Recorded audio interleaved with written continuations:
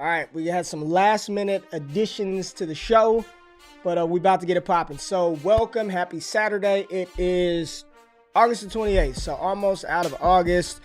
College football is today, it's Saturday, and we got the NFL here in a couple of weeks. Preseason is going to wrap up today and tomorrow, so the Dynasty trade landscape is it's starting to heat up. This is where in-season roster management is so critical. You know, we always talk about the draft picks, but really in order to build a competitive dynasty team for short and long-term success, your in-season roster management, how you position players, how you move, how you upgrade, downgrade tiers is the single most important part and strategy of Dynasty Fantasy Football. So we have a ton of good deals to take a look at today. And just for those of you who may be new to the channel, haven't checked the show out in a while, when I look at these trades, because everyone is league specific, when the patrons post these trades, they're all league specific, right? You know, 12-team super flex, tiered PPR, 10-team best ball, single quarterback IDP, like all the settings are all over the place. So what we try to do on this show, or what I try to do, and what I have the patrons join for and talk in the comments, is just sort of to look at these trades like holistically, like just what are the values of these players given like the standard baseline that I'm using is Superflex PPR. That's what I'm looking at. I know there could be tight end premium, but just give an idea to everybody watching and listening, you know, some moves that you maybe potentially can try to make in your dynasty league. So that is the goal of this show. This is the Dynasty Trade Show. Follow me at RayGQ, and let's get into it. And as I was talking to some of the people this morning, we had two like last minute submissions that I felt like needed to be included. So I just added these last minute. Let's take a look at this trade right here. So my man Brett traded he received Joe Mixon for Denzel Mims and Jamar Chase. So Joe Mixon for Denzel Mims, Jamar Chase, Dynasty League. I mean, listen, for all of the slack that Jamar Chase is taking right now about not catching the ball, yada, yada, yada, all of that, I mean, honestly, I'm not overly concerned long-term I'm not even concerned short-term, if I'm being honest, about Jamar Chase. I think he's going to be a fantastic pro. As I've stated the entire offseason pre-draft process, I do not believe that he is a generational wide receiver. I don't. You know, people are saying the best since Julio Jones. I'm not even giving him the best since Amari Cooper. I think he's a fine wide receiver prospect, but the gap between the top 4 or 5 wide receivers, Chase, Smith, Terrace Marshall, Rashad Bateman, Elijah Moore, I don't think it's this big, you know, Grand Canyon-sized hole between those wide receivers. So in this case, receiving a running back like Joe Mixon, still young, relatively young in Dynasty, but to give up, you know, it's really Chase, the prospect of Denzel Mims for Joe Mixon. I probably would lean the side of Chase and Mims, but if you're making this move, I'm going to just assume that Brett's running back position is probably pretty weak and he's quite strong at wide receiver. Does that always mean that you should give up the young, talented top 5 pick in order to win now? I don't know, man. That's a philosophical thing that y'all all have to kind of figure out on your own.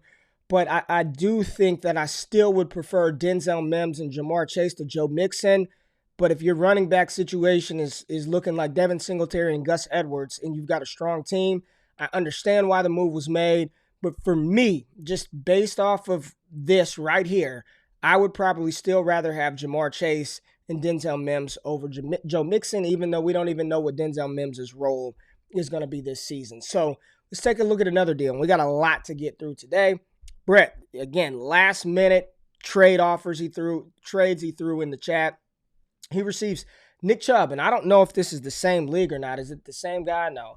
I don't know if it's the same league or not, but he received Nick Chubb for Kyle Pitts, a 2022 fourth, and a 2022 fifth. So you get one of the best running backs in the NFL. You give up one of the best young, promising potential tight ends in the NFL. And if this is tight end premium, maybe it makes a difference for your team. Half point PPR, you know, it doesn't really matter. Half point to full point PPR. Man, I mean, tight end is historically a difficult position for rookies to come in and perform, but we all believe that Kyle Pitts is going to be that dude. I mean, I've got one unit on him to go over 800 yards this season, and Brett is in the chat, and he says it's the same league for all three. Okay, so I couldn't pull that up right. I couldn't pull that up right. So same league for all three deals. I didn't put your third deal in here, but okay. So let's think about this. He moves Jamar Chase, Kyle Pitts, and receives Nick Chubb, Joe Mixon. Jamar Chase, Kyle Pitts, Nick Chubb, Joe Mixon. I am just going to take a wild guess because I know how Brett likes to play. He is probably a strong team, and he is trying to win this season. And I do think acquiring two, which could be, I mean, top 5, top 10 running backs, maybe Joe Mixon not top 5, but top 5 and a top 10 running back, or at least 2 top 10 running backs for 2 rookies, that's pretty strong. And again, as I suspected, he puts in the chat that Kittle is already on his roster. So he already has George Kittle, moves off of Kyle Pitts, moves off of Jamar Chase, acquires 2 top 10, potential top 10 running backs, and he's going to compete for the fantasy championship. And the name of the game is not acquire a bunch of rookies and have a ton of rookies and your team looks good because you got so many rookies. It's to freaking win. It is to win. So win now. As Lindsey Mack said in the chat, I'm taking the Chubb side. And Brett said, damn straight, win now. So I like it, man. I like it. There's some other people saying that the Kyle Pitts side, because they're Florida Gators, they go Pitts. But win now, I'm going Chubb and Mixon for Jamar Chase, Denzel Mims, and Kyle Pitts.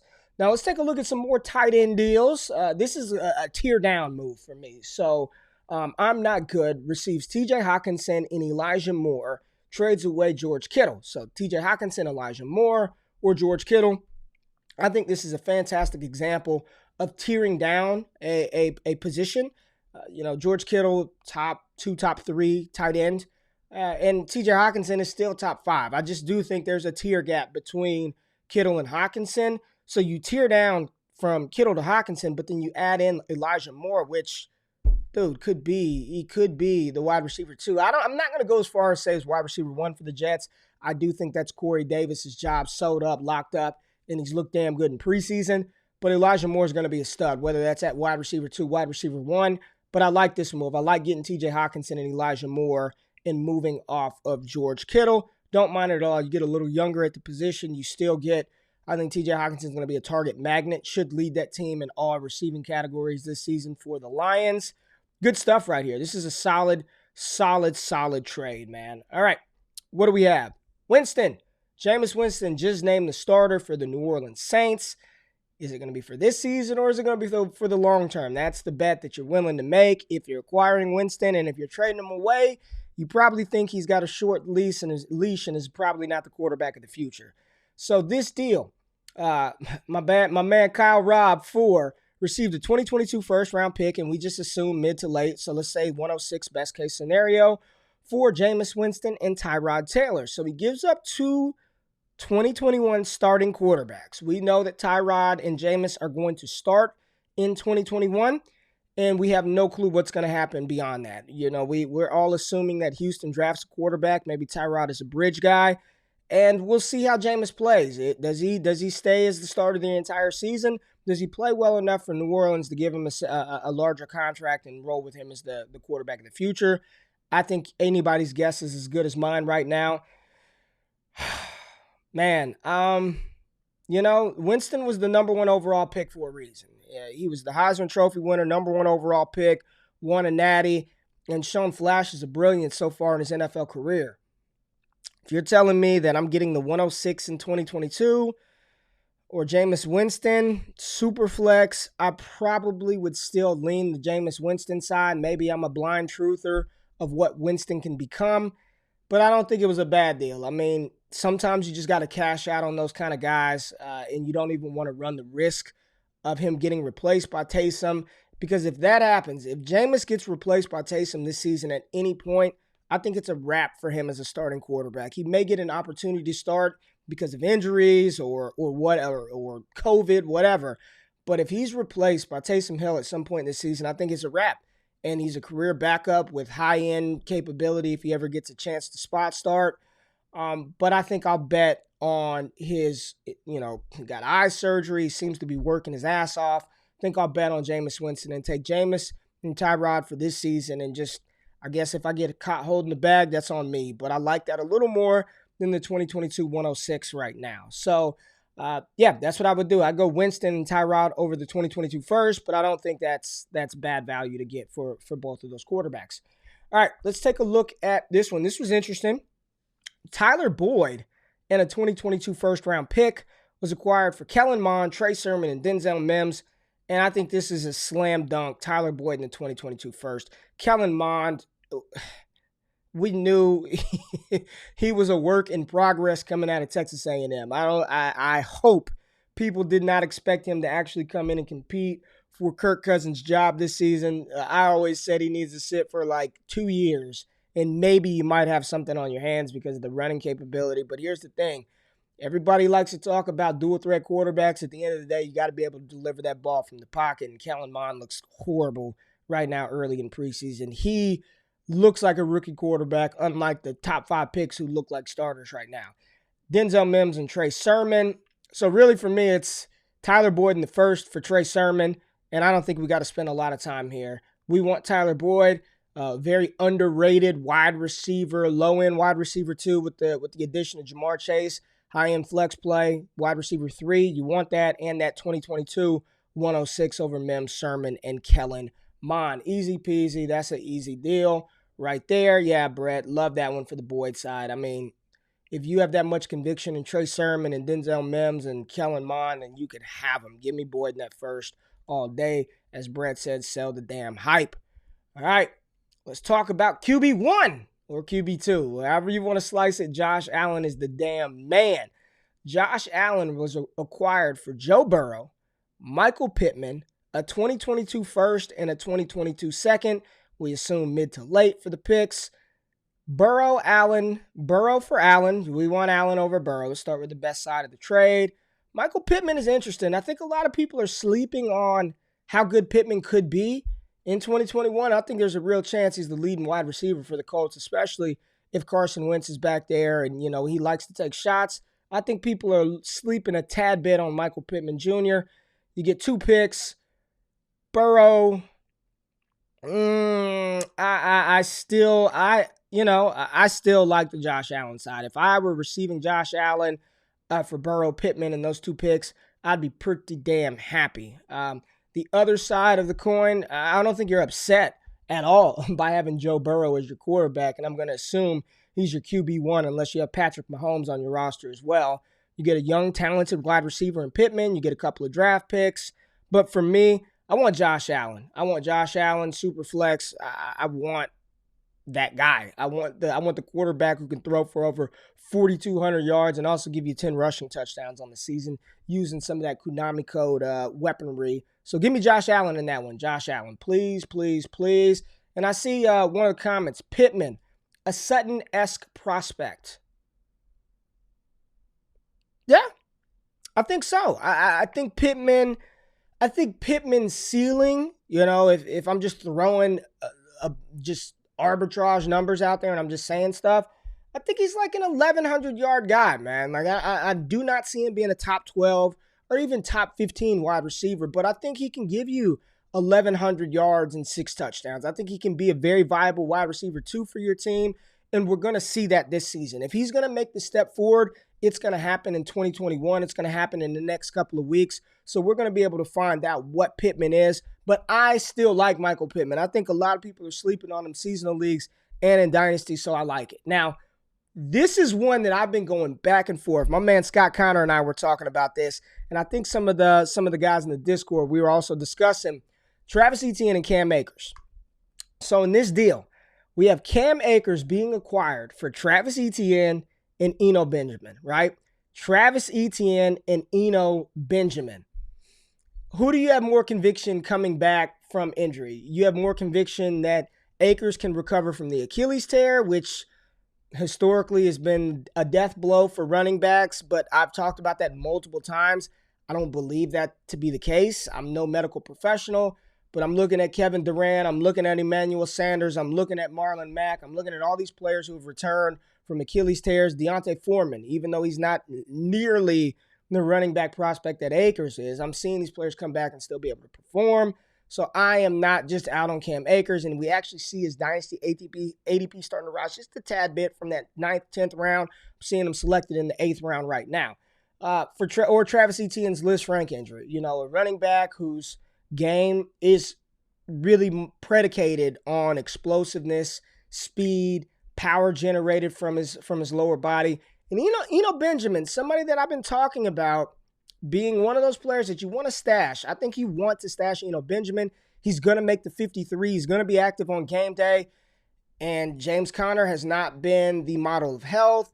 We have not seen Chase Edmonds sustain a large workload in the backfield. And right now, the odds makers are only projecting Chase Edmonds over under rushing yards total for the season to be 600 yards. So, the sharp guys in Vegas aren't super bullish on what's his name, Chase Edmonds as well. Where's your conviction lie? For me, it's still in Cam Akers. This is the deal. If you've got ETN, would you trade ETN straight up for Cam Akers? And then if you have the conviction and the belief in a player like Benjamin, then I think you lean that side. But for me, I'm going to ride and die with Cam Akers. I think he comes back. And as Carl said here in the chat, and let me get this off the screen, the ETN option is safer, but upside is definitely with Akers, right? That's sort of what I'm thinking. Akers, because you're gambling on the health. Both of these guys could come back and never be what we thought they would be. Never. But if I'm looking at Cam Akers and Travis Etienne, I never, ever, not one time did I ever say or believe that Akers was going to come in and be a top 5 running back. I just didn't see that. That wasn't in my evaluation. But I did see a world in which Cam Akers could be a top 5 running back. And I know a lot of people, Matt Kelly and others, thought he had the potential to be the running back 1 this season in 2021. So for me, I'll bet on Cam Akers. Now let's take a look at another Jameis Winston deal where Jameis Winston was acquired along with the 2022 second-round pick for Juju Smith-Schuster, De'Ami Brown, Tutu Atwell, and a 2022 first. So there is conviction here with the Jameis Winston acquisition. The team that acquired Jameis Winston, they said, you know what, damn it, I believe in J-Bo. I believe in him for this season and for the long term in New Orleans, and give me a 2022 second with him, and I'm going to give you my first rounder in 2022. I'm going to give you Juju Smith-Schuster. I'm going to give you De'Ami Brown, and I'm going to throw in Tutu Atwell. That's conviction. That is conviction. You believe in your guy, and damn it, I'll trade some, De'Ami Brown looks like he can be a factor this season for Washington. I didn't say a factor consistently in fantasy, but I do think he provides an element of speed and downfield ability that's lacking right now. But I think De'Ami Brown could be solid, in a year or two as maybe a wide receiver 2, wide receiver 3. I think he's got that potential. I still like Juju Smith-Schuster. I still like Juju. He's a safe floor play. He's going to catch 6 passes for 52 yards, and he might get you a touchdown. That's Juju, right? He's going to have a week where he gets 10 for 98 and no touchdowns. I think that's Juju now. Tutu, if it's best ball, maybe he can get down the field, catch you something. We'll see. And then the 2022 first. But this is conviction. This is, I believe in Winston, and give me a second-round pick. Super flex, you get a quarterback. But, those are some young wide receivers you give up with the first-round pick. I love the conviction of Jameis. But I would feel more comfortable, me personally, with Juju De'Ami in the 2022 first, and then you toss in Tutu Atwell. I'd feel more comfortable with that. I'd feel more comfortable if that 2022 first we're saying is 106 or later. That could be Carson Strong. I doubt that because I think he's going to go. That could be Malik Willis. That potentially could be Sam Howell. That could be Isaiah Spiller, Breece Hall, or even Treylon Burks. I would feel better about Treylon Burks, Juju De'Ami, opposed to Jameis in the second. And I'd feel really good if I was able to land one of those top quarterbacks, Matt Corral, Juju, and De'Ami Brown. Put names to picks. Like, that would be my advice to everybody. Like, if you don't know all the guys that are coming out in 2022, 2023, 2024, you need to tap in, because everybody that rocks with me, they know what's coming. And y'all have known what's coming for years. because that's what we talk about. That's what we do at Destination Devy. But put names to picks and think worst case scenario, right? So 106, 107, very well, you're going to get one of the running backs. It could be Treylon Burks, and you might have an opportunity to grab a Matt Corral if Jaden Daniels comes out. So now you add a young quarterback that's probably going to get draft capital.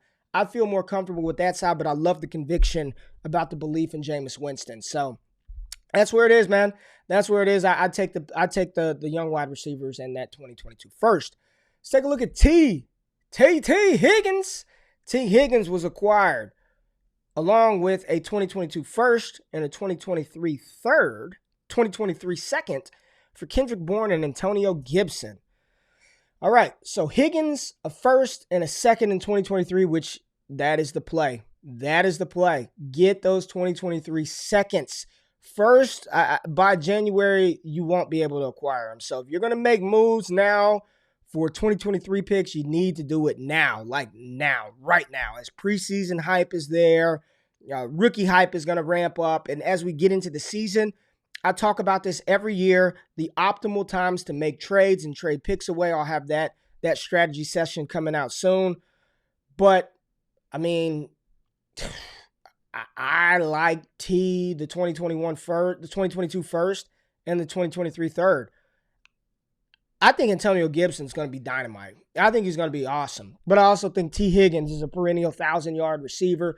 Then you also get, you get the first-round pick, and then you get a second-round pick in 2023. I like that side. I really don't care about Kendrick Bourne. It's Antonio Gibson for 3 valuable assets because that 2023 second-round pick, I'd venture to say that could be more valuable than a back-end 2022 first. If I'm just thinking right now about what could potentially be in that 2023 class, that second in 2023 could be more valuable than I'd even say the 110 in 2022. That's how loaded that class is at all positions, including what could potentially be there at quarterback. So I like T. I like the first. I like the 2023 second for Kendrick Bourne and Antonio Gibson. That's where I'm at. And I'm seeing some comments talking about Gibson is the riskiest second-round running back pick. JD not going away in turf toe. Burks is a guy I want the most in 2022. Pretty low in 2022 picks, though, already.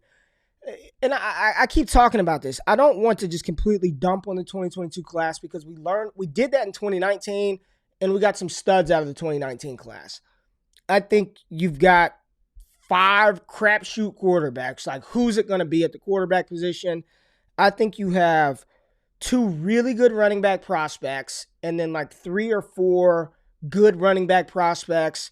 And then I think you have 3 or 4 legit, maybe 5 legit alpha profile wide receivers in Treylon Burks, Garrett Wilson, Chris Olave. If George Pickens comes back healthy, you've got him in that class as well. Let's not forget Justin Ross, John Mechie. I love the receivers in 2022. So I want Treylon. I want the 6'2", and I know I talked with my man Scott Barrett. He said that in his model, Burks is one of the highest rated prospects going into the season that he has in his entire model. And that includes CeeDee Lamb, Jamar Chase. So that's how good that hog is down there in Arkansas. So let's take a look at Herbert. Herbs. This was another Joe Burrow getting tossed around like salad. Justin Herbert and Amari Cooper acquired for Joe Burrow and Kareem Hunt. I mean, right off the bat, like I don't care if it's 4 points per passing touchdown, crazy QB bonuses, point per carry. I want Herbert and Amari Cooper. Give me Herbert and Amari Cooper. And I think Amari Cooper is one of the most, I don't want to say underrated, but people just assume that CeeDee Lamb is going to come in and have 1,800 yards and nobody else is going to like catch passes. It's just going to be CeeDee Lamb's going to get 2,500 receiving yards. Amari Cooper, health withstanding, is in line for another 1,000-yard season. He's going to do his thing in the touchdowns. He's a yak monster. He's still, dude. It's felt like Amari Cooper's been in the NFL for like 10 years, and he's still 26, 27 years old. So he's not even at the decline of his prime. Give me Herbert, Cooper, easy over Joe Burrow and Kareem Hunt. And as I'm looking at this, I'm like, if that's all it takes to get Herbert and Cooper, maybe we all should be sending some offers out. You traded away a top 5 quarterback in Herbert, and at worst a top 15 wide receiver in Amari Cooper for a top 12 quarterback in Burrow and an RB2. Yeah, Herbert, Cooper, easy. We don't need to spend a lot of time on that, man. The health, and Evan says the help with Cooper always has people fading him. I mean, some dudes just get banged up all week and then they just play, right? They just play. We see that with Julio Jones. We see that with a lot of guys. Yeah, he walked away with both best assets in that trade. You can take Burrow. If you got that much belief in Cincinnati's offense, you can have him. We have not talked Christian McCaffrey in a very long time. I have seen no C-Mac trades in a minute, but we got one here. All right. So, Christian McCaffrey was shipped away. We got him out of there for DeAndre Hopkins, Jacoby Myers, Eno Benjamin. Right now, this is sounding stank. I'm talking diaper genie in my son's room. Open the lid of that stank. This is not sounding good. 2022 first, 2023 first, 2024 first. 3 firsts. 2022, 2023, all right. And I'm just going to give you a preface. 2024, yeah. Yeah, that class looks like it could be pretty freaking good. But that's 3 years from now. I mean, essentially, that's way out there, right? Savvy to start acquiring those first-rounders in 2024 now. Tons of wide receivers, L.J. Johnson, Donovan Edwards, good running backs in that class as well. But way out there. I want Christian McCaffrey.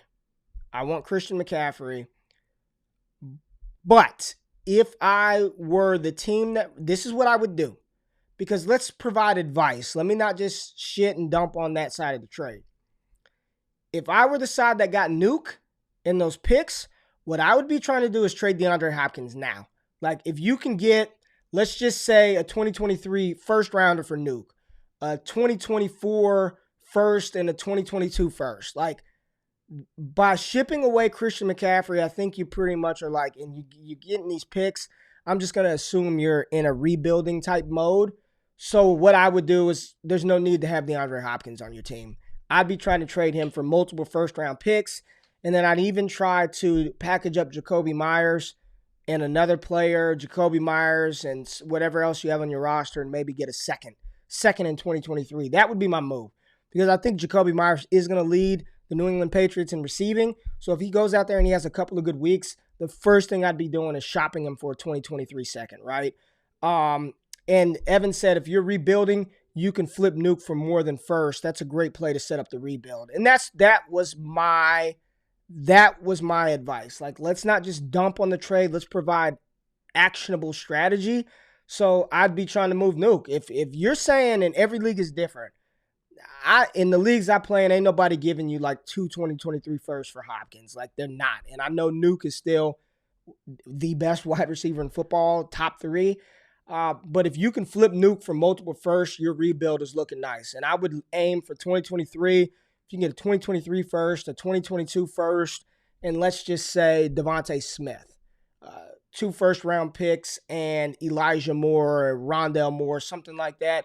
The prudent play is to flip Nuke. So I hope that's what happened in this deal. Trade DeAndre Hopkins. In the CMC team, I'm going to assume that they're going for it, man. They're like, hey, we're trying to win. Let's win. All right, is this the same damn Winston deal? Okay, Zach Wilson. So let's get some rookies on the board. I'm not good. This dude stays just trading. I don't know how many damn leagues he's in, Zach. I don't know, but you're in a lot. Zach Wilson and Travis Etienne were acquired for Trey Lance and Kellen Mond. We already talked about Kellen Mond looking horrible. Yuck. Ugh. Just gives me chills. But Wilson and Etienne for Trey Lance. Etienne's going to come back. Travis Etienne is going to come back. He is going to be on the field next season at some point in time. What he will look like, At this point, it's anybody's guess because we don't even know what he looked like in the NFL because we didn't see him in preseason. He got hurt. Like, nobody has any clue. But we do know he's going to be back, and we do know that he's going to get an opportunity to play.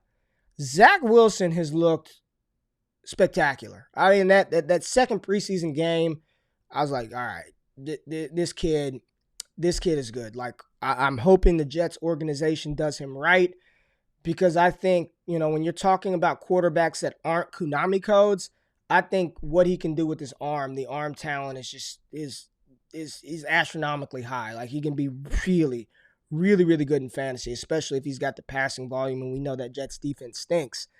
Trey Lance. Who would you rather have, Trey Lance or Zach Wilson and Travis Etienne? For me, I know the enthusiasm surrounding Trey Lance. I get it. I truly, truly get it. And I know how valuable he can be.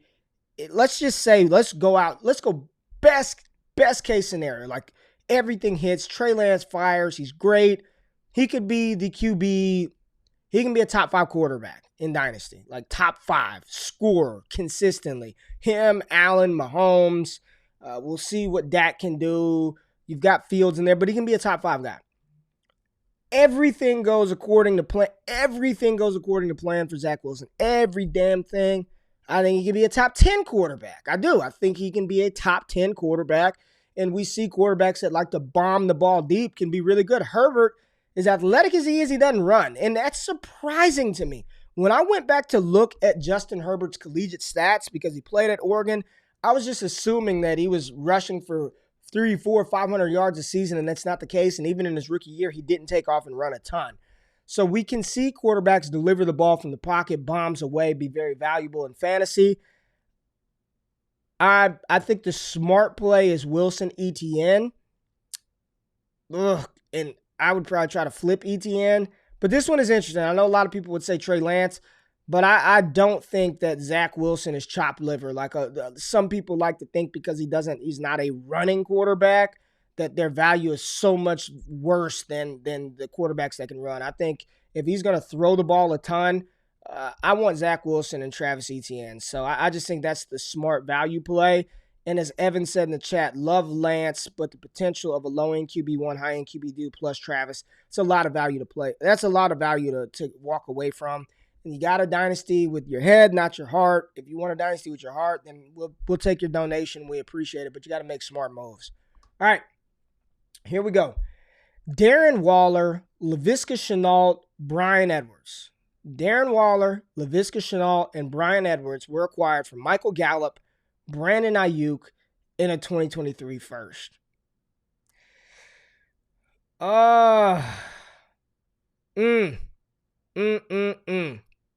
Waller, Shenault, Edwards. Gallup, Ayuk, 2023 first.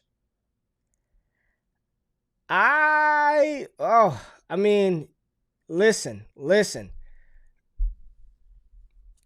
Waller's, good grief. When I saw this, and I know who did this trade, it was Adam. I said, I think I like Gallup, Ayuk in the first. That's what I said. I said, I think I like Gallup, Ayuk in the first because I don't know what, I just don't see, I know Laviska Shenault's got a cult following. I just don't see top 12 wide receiver. I don't see top 15 wide receiver in his range of outcomes. I do think Ayuk can be a top 15 wide receiver. I don't think Gallup can be, but I think Gallup can be consistently top 24. So worst case, you've got 3 top 24 wide receivers in Gallup, Ayuk, and Shenault. I don't know, Edwards. We'll see. I don't know. I just don't know. I truly am trying to be honest. I don't know about Brian Edwards. Darren Waller is a beast. We know that, and the 2023 first is good capital. I'll say this. Jay White, 29. If you've got a younger squad and you've got some youth and you're okay with sort of building your roster up, I understand the move. Adam, Raptor of 1523, you're going for it. You're going for the gusto. You get probably the best fantasy scoring tight end outside of Travis Kelce, and some may argue more than Kelce and Darren Waller. Then you get Laviska Shenault and Brian Edwards. I think I would take that side of the deal. Now, something just popped off while we're here. Apparently, Jacksonville has traded Gardner Minshew to Philadelphia, which probably indicates Mullins is garbage, which we knew that, and Flacco, I don't know. So without it being said, Jalen Hurts is the starting quarterback in Philadelphia. And if, and we knock on wood because we don't ask for injuries, if something were to happen, Gardner Minshew would probably be the backup, which wouldn't be bad for the pass catchers. So Minshew was just traded to Philadelphia, and that's that. But that's the show. We got through everything. And one more time, what do y'all think? Waller, Shenault, Edwards, Gallup, Ayuk in a first. I don't know. And I'm seeing people say because they don't trust Hurts. It's been apparent. I don't know. Everything that I've read out of Philadelphia is he was rock solid throughout training camp. Everything that I read was he was good. And my feeling on Hurts, and I'll just leave you with this, if you've got league mates that don't believe that Philly believes in Hurts, I promise you, cash this shit to the bank. If he ain't starting in Philadelphia, he'll be starting somewhere else. If Jalen Hurts isn't starting in Philadelphia, he will be starting somewhere else in the NFL. I wholeheartedly believe that. Cash that, take that to the bank. If anybody actually believes that Minshew is a threat to Jalen Hurts, then go trade Minshew for 2023 first. I appreciate y'all tapping in early this Saturday morning. If you're catching the show Monday on In the Lab, make sure you subscribe to that FTN Network. And we'll be back, man. College football week 1 next week. I'm so excited to actually start diving in to these 2022 prospects, and we'll be tracking them every single week. Appreciate y'all for tapping in. Appreciate the squad. Thank you for the comments. Fire show. Fire commentary. The show's only as good as y'all make it, so thank y'all for being in here. Hit that like button, subscribe, all that good stuff. Y'all have a great Saturday. Let's enjoy some preseason, man. I'm out. Peace.